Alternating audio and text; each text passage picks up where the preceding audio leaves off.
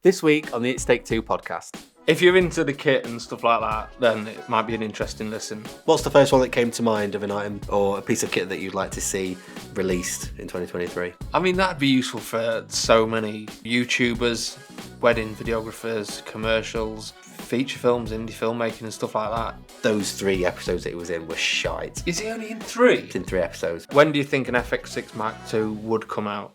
They just filled that gap. I think a lot of people would be happy.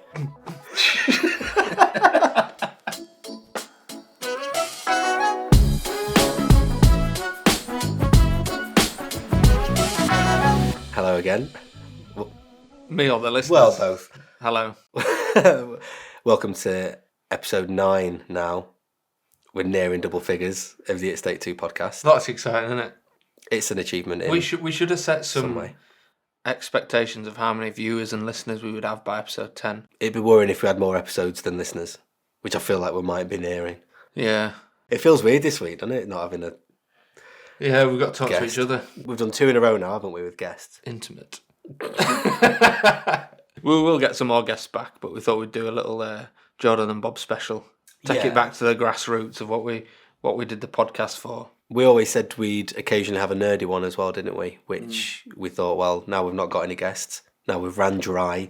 Yeah, no one's listening anyway. We may as well we can just say what we it. want. The plan for this episode is what we would like to see released this year. Or what we think's coming. Or what we think's coming. Because we might not necessarily think it's the best decisions. But our predictions will probably be right because we know what we're talking about. And we watch DP reviews and predictions. Yeah. We've not told people what the podcast's about. I mean, they've probably got it at this point. Probably stopped listening at this point. True. But for anyone who's just joining on episode 9, which is a weird time to join, if not, go back to episode 1. But if you are... Well, maybe not episode 1. Well, which one should when does we it go start back getting to? good? Dean's one was good. Yeah. When was that? Episode 5? 4. Maybe 5. On the off chance that we did use a bit of that previous intro. Are you just going to highlight the costume change? Yeah, we've got to address it. Yeah. You noticed I had a bit of last night's curry on my hoodie, which I'd rather you have picked up then rather than 50 minutes in. Yeah. And then I've got a lot of After Effects tracking to do in the edit. You wouldn't have done that. You'd have just left it, surely. Bit of a Gaussian blur. Whilst it's in my head, There we go. we've grown in the last week. We have. Well, it's been Christmas. You've got to give us a break. Yeah. We have expanded our listening This is going well. opportunities. Basically, we're on more podcast streams and websites. Yeah. So they're all on our link tree that's on our bio, on the Instagram. But as a rough overview, we are now on Google Podcasts, Spotify, Samsung Podcast, which I didn't realise was one, Deezer, and of course YouTube if you want to watch us like this. We're on TikTok, Instagram. Yeah. We're doing them all. Not on Twitter. Not on Facebook. Don't need to be. Not on MySpace. Pixo. We are on Bebo. That was great, wasn't it? Bebo. Bebo, yeah. This episode is going to be a little bit geekier for the people who like their kit. If you're into the kit and stuff like that, then it might be an interesting listen. If you've got no interest in cameras and the nerdy side of it, then it's not the one for you. Just skip to episode 10. Yeah. So we both own a Sony FX6 as our workhorse camera for freelancing. We were chatting the other night, weren't we, a bit about like what would we need in a new camera or an upgraded version of the FX6 to make us go, I want to upgrade to that. Yeah, so FX6 Mark II, say, because they did an FS7 Mark II, FS5 Mark II. Mm-hmm. I think it's also worth saying at this point that we're not craving for an FX6 Mark II to come out. We still feel like our cameras have got plenty of longevity and lifespan before it ever becomes out of date. Yeah, so I think I'll have mine and I'll be shooting on it for at least 2 years, 3 years before I look at upgrading. Yeah. So this bit is more a case of it's just a bit of geeky chat, isn't it? It's what would make it good and worthwhile to ever upgrade if that chance ever comes about. When do you think an FX6 Mark II would come out? It can't be yet. We don't really need an FX6 Mark II, do we? Let's not give spoilers away, Jord, because this is what the discussion's about. I don't think you'll see one this year. God, no. Because they've only just come into stock. Yeah. I know they came out 2 years ago, was it?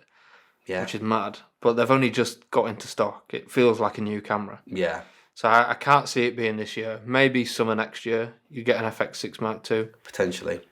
I think the main thing with the FX6 is how far can you go before it becomes the FX9? If you're looking at an FX6 Mark II, if you increase any resolution, you're then bordering on the FX9. Personally, I don't think they can do too much. I mean, from a business point of view, yeah, they can't. It would make sense to just take the FX9 guts and put it in the body of an FX6. But then no one would buy the FX9. That would be interesting. So you can get the 4K APS-C and things like that, and you get the 6K internal. That would make sense for them to do that from a camera point of view, not from a business point of view. What would you say is currently missing then from the FX6? I can't see myself upgrading for a few years at least, because there's nothing I'm really looking for that I need in it. A Super 35 4K crop would be nice, but I don't need it at all. No. You know, it would mean I could get some or use some Super 35 cine lenses and stuff, but it's not going to happen often, and it's probably the best camera out there for corporate and commercials. It just is an all-rounder, I think. Yeah. Given the size of it, like you strip yours back quite a fair amount for handheld work, run and gun, or you can rig it up to broadcast level. Yeah. You know, I was telling you about a friend who I know who's also got an FX6 and he shoots a lot of broadcast stuff. So it's so equipped and versatile as a camera. For even films, we've been speaking about it, potentially using our FX6s on a next feature or another project. Say it comes out this year, what would have you itching to upgrade to that? For me, I've recently done some more product work and I used both the FX6 and the A7. You can shoot up to 4K 120 on both of those cameras. For the stuff that I was shooting the other day, I was shooting like some granules. It's like a paprika powdering thing. 120, it still isn't slow enough for that sort of object to shoot. I could have gone down to 1080 and gone to 240 frames a second, but the 240 on that it's just not the same. It looks a little bit mushy compared to, you know, even standard HD. I think it is a lower resolution. I believe it's something where it's only like 800 pixels or something. Upscale. Yeah. I think so. Don't count me on it. I don't want to say that because I've had one encounter where I needed a higher frame rate that I just need that in my FX6 body, because obviously you can hire more cameras with higher frame rates. In the upgrade, if there was 200 frames in 4K, that to me would make me go, right, okay, because I do want to dabble more into product work. So if I've got the option to shoot in high frame rate, high resolution in one body rather than having to outsource and get more cameras, then that's a bit of a no-brainer for me. It would be nice. And frame rate is typically something that an upgrade of a body tends to get. That would be a nice upgrade, I think. If you had to choose one or the other, if you got 4K at 240, say, or 6K, what would you go with? 4K all day. Would you? Yeah. Yeah. Even if you were doing stuff for social media, 4K is enough. If you needed to do the 1920 in height as opposed to width, it's still plenty. Yeah. I've only been in a situation one or two times where I've needed to shoot in 6K, or ideally wanted to shoot in 6K, and that was for some quite advanced tracking that we needed to do for a brand shoot. But apart from that, like I say, you get another camera if you really need to for those few occasions. To me, frame rate is something where you think, I've got more options creatively here to offer to clients. You know, you can do product work or capture moments. Slow motion always looks amazing.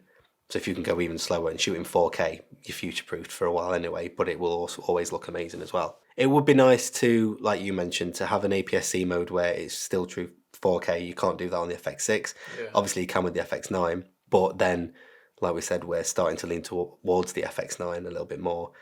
If they introduce the 6K sensor so you could do that, it would be nice, but that one isn't essential for me, I wouldn't say. Yeah. What about an internal RAW? So either a Sony RAW, similar to the Canon RAW Lite, maybe. That'd be nice. That'd be really nice. I've not shot on any Canon cameras that has the Canon RAW Lite, so I don't really know what it's like. Ollie's feature film recently, we shot on the C500 Mark II, and they've got RAW internal, and we didn't shoot on it. We shot on the 422 10-bit in C-Log 2 or 3, whichever one's the good one. Yeah. C-Log 2. Yeah. And is it enough? I think so, yeah. We worked out that we'd you're already spending for a feature, I don't know, 1,500 quid on hard drives. And we worked out it was going to be at least 4.5 grand, 5 grand on hard drives if we shot in RAW. Yeah. And it's not worth it. Not when you on our sort of budgets, when it's independent filmmaking. To have that, it didn't seem worthwhile. That's a really good point. Just because the camera can shoot RAW doesn't necessarily mean you have to. If you have to accommodate everything else around that, such as the computer you're going to be editing on, the space that you've got available. Is there anything for you that would intrigue you to upgrade? I mean, I've only just got my FX6, and it's more than good enough for everything I'm going to be doing for the next few years in terms of commercial work and things like that. And I think it's great. And I've got other stuff that I would rather invest in and upgrade in terms of lighting and grip and stuff like that, that's going to make more of a difference to me. So not necessarily. I think one thing that camera manufacturers should start pushing is 32-bit audio. I think that'd be great. I think if the FX6 came along and it had, or the FX6 Mark II came along and it had 32-bit internal recording for audio, that would be awesome. What do you think the chances of that happening is? Because what situations would you need 32-bit float recording? I mean, stuff like this, you just plug the mic in, you don't have to check levels, you don't have to leave it on auto, you don't need a backup. You just plug it in, check that there's a signal coming through, and you know you're good. It'd be incredible. Probably not on the FX6 Mark II, but it will happen, I'm sure. I mean, we're not engineers or anything like that. It can't be that hard to do. You've got the little Zoom F1, which is a tiny little recorder. That's 32-bit internal. So how much are they to buy? 140, 170 quid, something like that. Yeah. I've got one. I love it. It's brilliant. It can't be too heat intensive or anything like that. It's got to be doable. So just chucking that in some cameras, yeah, it'll happen for sure. You have the Tamron, is it the 28-75 lens? Yeah. I've also got the 24-70. Yeah. Neither of those lenses are image stabilized. Would you like to see stabilization in a body such as the FX6 Mark II? Do you feel like it's needed for the user?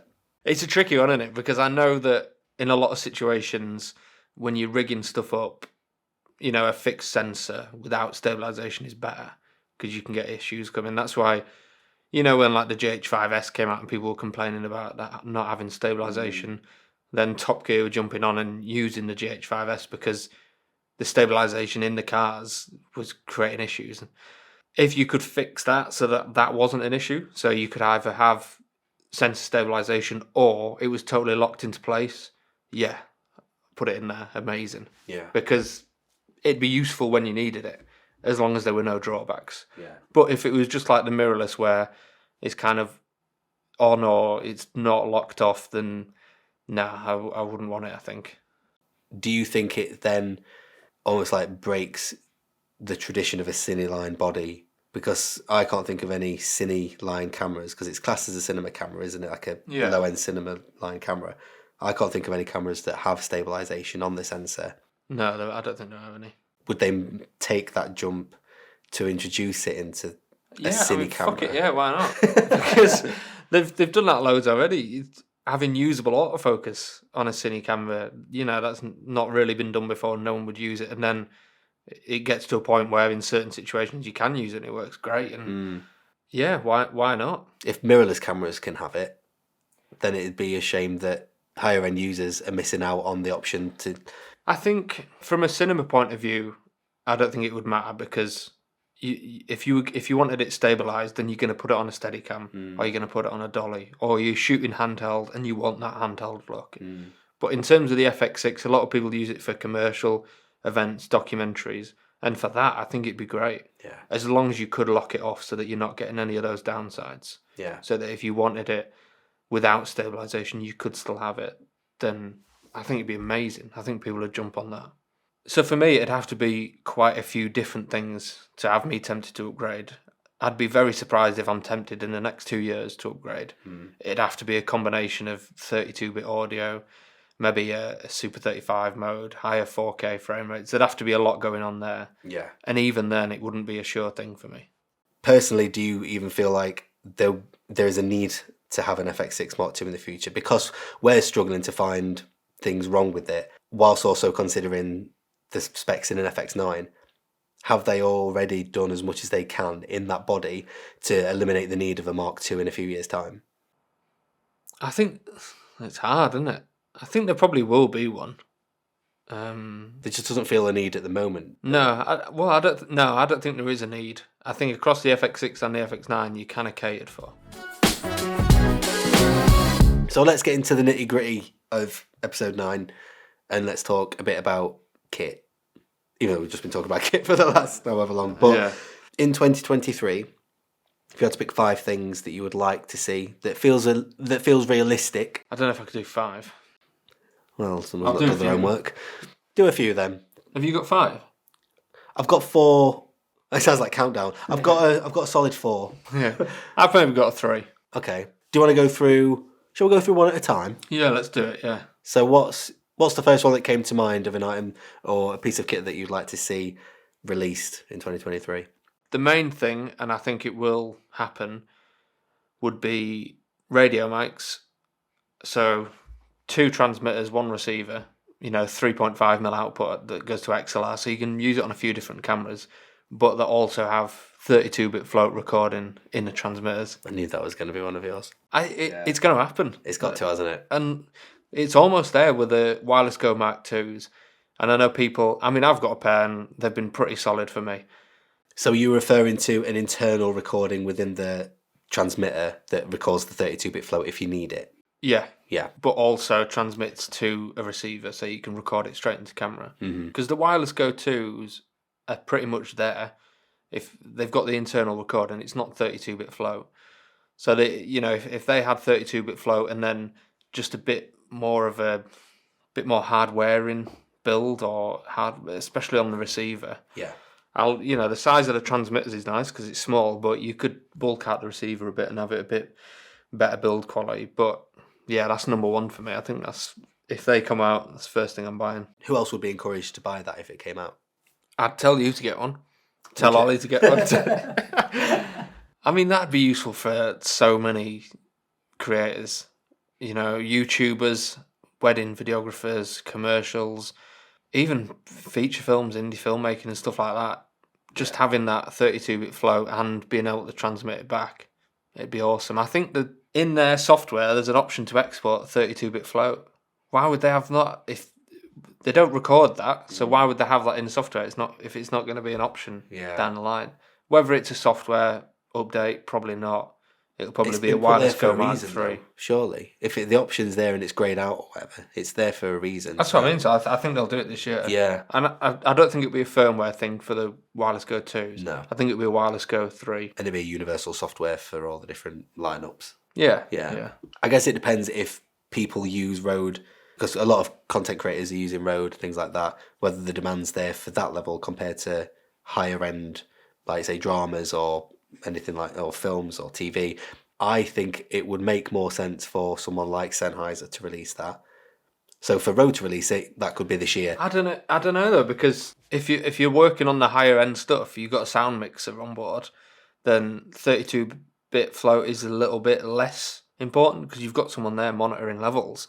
For content creators and people like that. If you're like we are now recording into mics and stuff, we're not monitoring the audio. So to have that 32-bit float is way more useful for us. But if you were a solo shooter on, say, something like, Police Interceptors, that it's just you're a producer director, you go and shoot your own stuff, would you then use a Rode lav mic system that has 32-bit float recording and put that on them, so you've got 32-bit as a solo operator, rather than getting a set of Sennheisers or a more broadcast worthy? Or well, that's why I said about build quality, because I think you need a bit of a beefier build quality. Yeah. Whether they'll do a different wireless system, not the Rode Wireless Goes, whether it's a Wireless Pro or something. There you go, Rode, come on. Get me in on this deal. Get us in the focus group. Yeah, the Wireless Pros, say they're a bit bigger, bit heavier, but a lot better build quality. With locking for locking 3.5mm mic inputs, they need that. This is just a video to Rode, isn't it? I'll make sure it cuts to your mid shot on that point. Yeah, definitely, yeah. Go on, what's yours? What have you got? I've written down an Aputure 300C. I feel like that's missing from the lineup. You've got the 600C. I feel like if they release a 300 watt LED light with RGB, that would be a killer for people at our level. That 300 watt lighting is enough for most situations.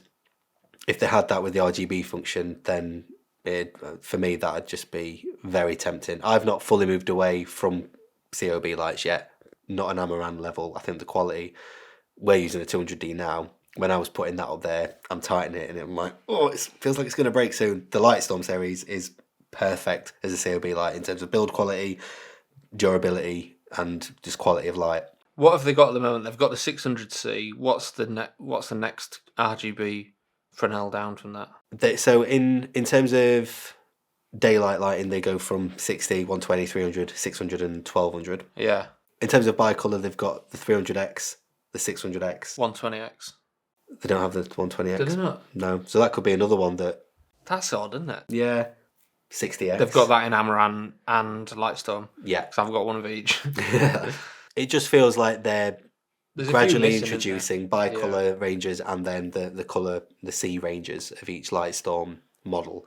So for me, it just makes sense to introduce that around now. They've gone quite a bit on the lower end of the Lightstorm series. They've been releasing ridiculously bright lights. If they just filled that gap at 300C level, I think a lot of people would be happy. When I first bought my 120D Mark II, I used it and I loved it for the YouTube piece cameras and stuff. As soon as I moved into product, it wasn't bright enough. Aputure might have recognised that's great for, you know, shooting 25p and, you know, for general lighting. For filmmakers or freelancers like us, we want a bit more power output. So hopefully they just fill that little gap that's missing. What's next up? Next up is like a G9 successor from Panasonic. Something in the MFT realm, but with phase detect. Not as big and bulky as a GH6. A camera I'm using at the moment for everyday stuff is a little Olympus EM1 Mark II. And size-wise and everything, it's brilliant. And I've got some, you know, I'm happy enough with the image quality on it. Yeah, it's not full frame level quality, but for what I'm using for, it's great. And I love the Olympus lenses. They've got to be some of the nicest designed lenses out there, the Olympus Pro. I would quite like to upgrade the video specs on it, so I could use it as a C cam to my FX6 and A7S III. I very rarely need a C cam. So it doesn't, you know, I don't need another Sony really. So what would it need then from a video specs perspective? Or what would your G9 upgrade or G9 Mark II need that the Mark 1 G9 doesn't have? Unlimited recording, dynamic range boost, 4K 60 10-bit, and you're kind of all right there. Because then it kind of separates it from the GH6 without, you know, if it doesn't have the anamorphic and the 6K 60 and all of that, then it's at least a step down from the GH6. It's still worthwhile getting that if you need it. But some decent image quality and then good stills as well, and smaller than the GH6, because the GH6 is fairly big and chunky for an MFT camera. I think the EM1 Mark II and 3, I suppose, size-wise is perfect for me as an MFT camera. It's so small, and you put a small lens on it, it's so lightweight. That's one of the best things about it. And so that size or that body with some upgraded video specs, yeah, I'd love that. I watched the new, what is it, Jonah Hill film, You People, last night. Jonah Hill, right, yeah. Eddie Murphy. How was it? Was that alright? Yeah. Yeah, there were some bits that were really funny. Is it a comedy? Is it classed as a comedy then? Yeah. Yeah, it's like a bit of a typical rom-com and everything, but it's pretty good. There's some funny moments in it. Do you have a go-to film for if you want to be cheered up? In terms of a comedy, do you have a certain film that makes you go, I'm going to stick that on because it'll cheer me up and I know it's a good film that I'll enjoy no matter how many times you watch it? Probably not. I don't know. What's yours? Funnily enough, it features Jonah Hill. And in Ollie's episode, the one with Ollie, I mentioned it in my top 5. Did you? Superbad. Oh, Superbad. Superbad is pretty brilliant, isn't it? Yeah. When was that, 2006? I think it was 2008. Oh, not far. Because I was in year 10 when I watched it. Yeah. Because I'd been about 15 at the time. And I think part of the reason why I love it so much is the nostalgia side to it. Because I can remember being at school Quoting it with everyone else. And it's just, to me, it still lives up today when I watch it, and I still chuckle at it. It's so well made, and it's just weird seeing Jonah Hill so young back then. What have you actually watched recently? You're not watching Happy Valley, are you? No, not. That's good. Is the finale coming up? Or has it Yeah, I already think been? so, yeah. I've watched the first 2 seasons. I want to watch that. I was going to say, do you think she dies on it? But there's no point if you've not been watching it. I think so. She's not. No, I don't think I so. don't think so. Not film-wise, anyway. Series-wise, I love stuff like Only Fools and Horses. That's comfort watching for me. I just go to The Office all the time. It's the only thing... The Office US. The US version. Yeah. It's the only thing I've ever rewatched as a series. Really? Ever. And I've rewatched it 5 times now. Jesus. It's a lot of hours, but it's... And I'm on season 3 now. Do you watch it all, or is there seasons or episodes you skip? Watch it all. Do you really? Watch it all, yeah. Even after Michael leaves? Whoa. Spoilers. You know what? 10 years ago. Parts of seasons... This is going to get controversial. Yeah. Go on. Parts of seasons 8 and 9 I really like. It drops off in season 9, but in season 8 I feel like... What's season 8? What's happening then? Season 8 is the Robert California era. Just after Will Ferrell, which we quickly brushed past, because I think that's the general consensus, that those 3 episodes that he was in were shite. Is he only in 3? It's in 3 episodes, but he's left a lasting impression. Yeah. Don't get me wrong, I love Will Ferrell. It just didn't work for that. Nah. And I love Idris Elba, but he fucking bored me as well, innit? Charles Minor. Yeah. The finale, though. What, when someone comes back? Yeah. To me, the first time I watched it, I kept it spoiler-free. Yeah. And I can remember just being like, do you know why he doesn't say that much? This is a little bit of insight. No. So, spoiler alert. We'll give a spoiler alert now. I think now was a good time if they've not already cottoned on. Yeah. Michael Scott leaves. But he comes back. He comes back for the finale. They purposely gave him such minimal script because if he would have said any more lines, he would have needed a credit in the opening credits. And it would have given away the fact that Michael Scott was reappearing in the finale. So I think he only says 2 things. He says, that's what she said. That's what she says. Which is the best return. I'm so glad you came. I can't believe you came. Or something like that. Yeah. And then the other one is something like, it's like all my kids have grown up and married each other. Yeah. But I think it's any more than like 2 or 3 lines. That's it, which I think some people That's stupid. Like, why couldn't they just get around that?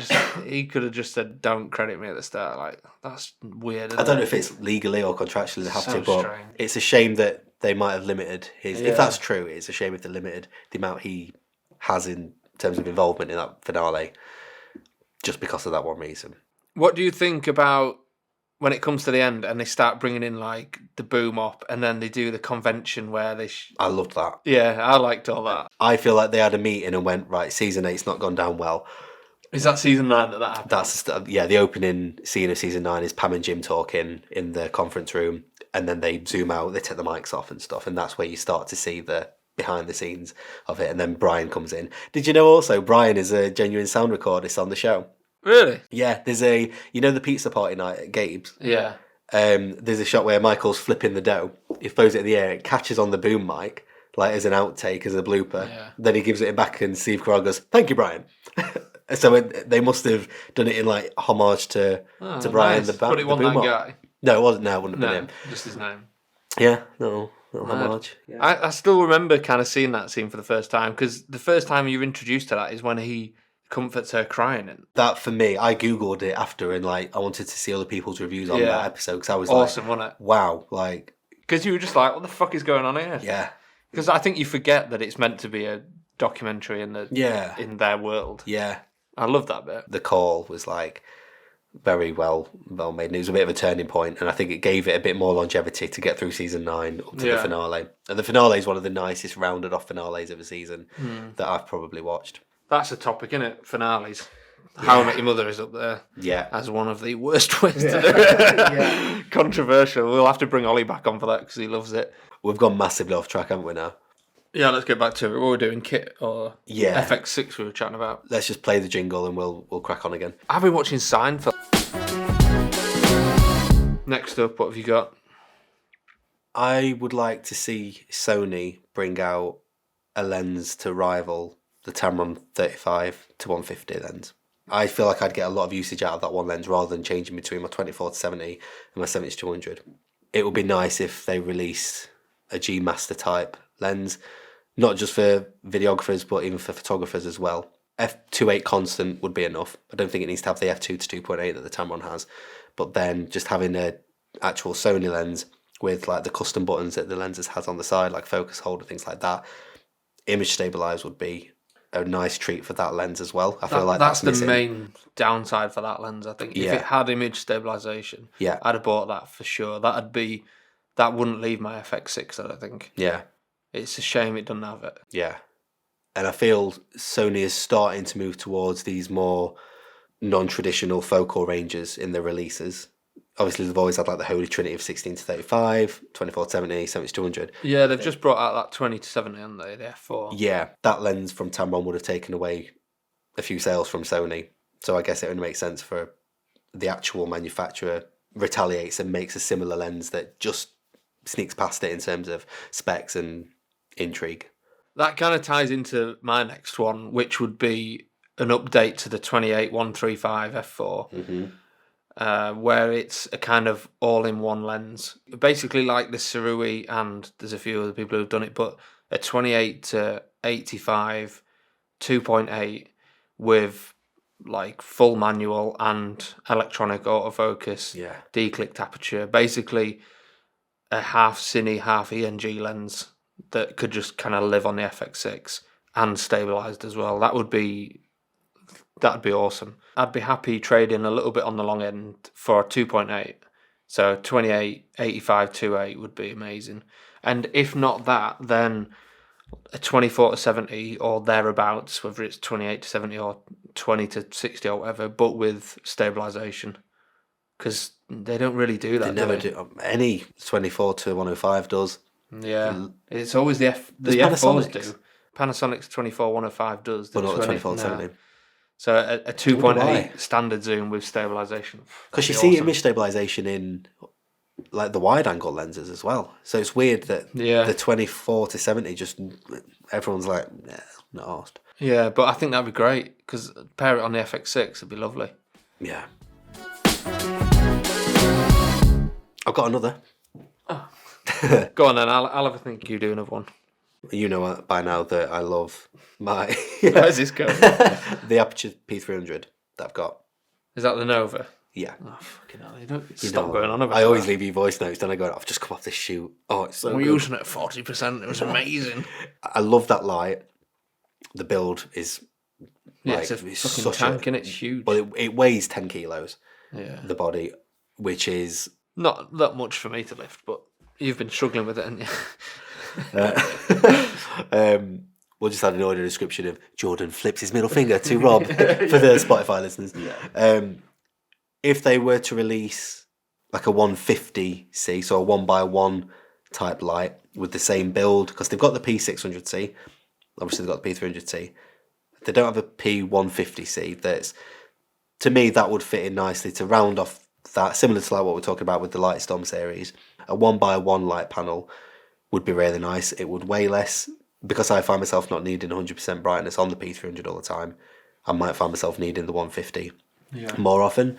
Then it's just easier to take around with you on shoots. I've been walking around with my big Peli case with what the P300 comes in, and it's just a bit of a pain sometimes.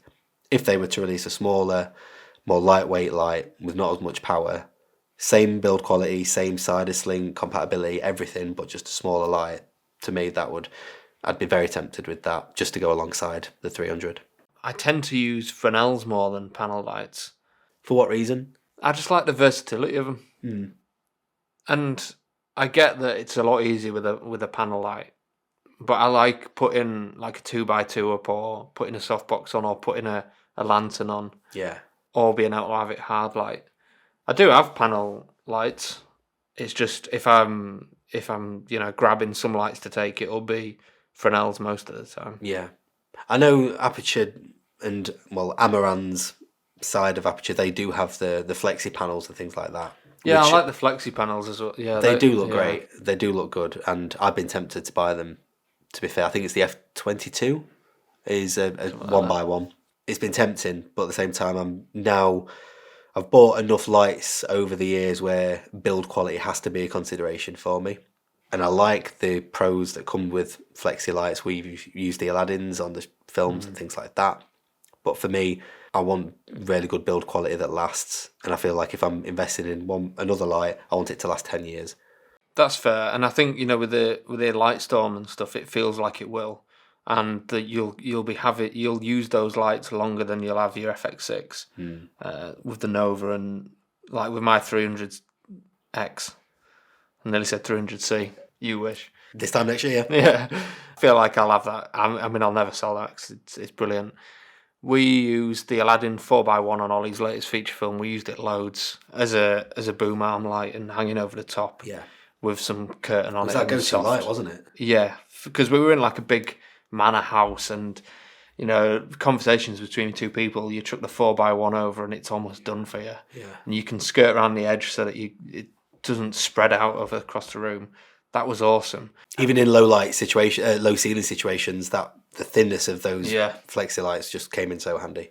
But we got all of that kit because me and Ollie were still working at the university, and so we had a load of Aladdin lights there, and they must have been about 4 years old, and they had started to go. Some of the LED strips had disconnected, and they were they needed fixing and stuff like that. So you could put it down to kind of student use and being a bit rough, but yeah, with it being so flexible, there is that kind of trade-off in build quality, or so it seems. Yeah.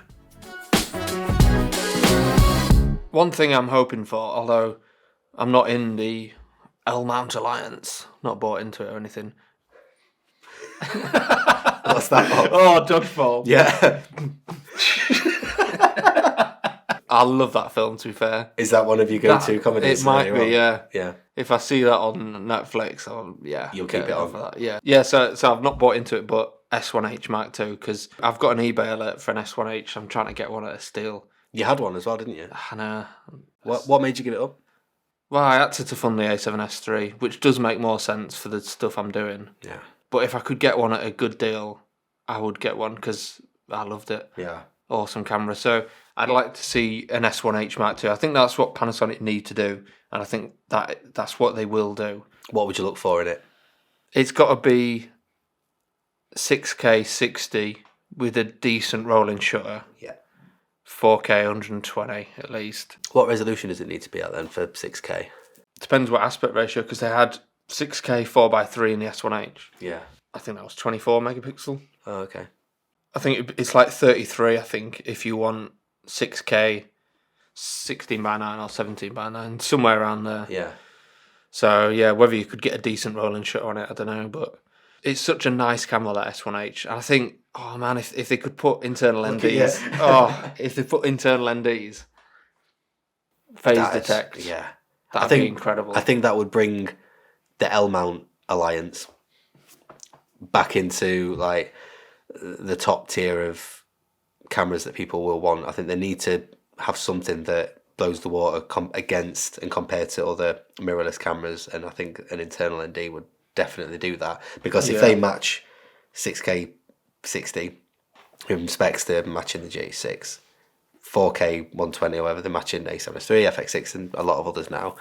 They need that one extra thing that makes people go, that is worth that upgrade now, to go to Panasonic, not just be a Panasonic user and upgrade. They need something that brings people over from Sony, from Canon now, back over to the L-Mount Alliance.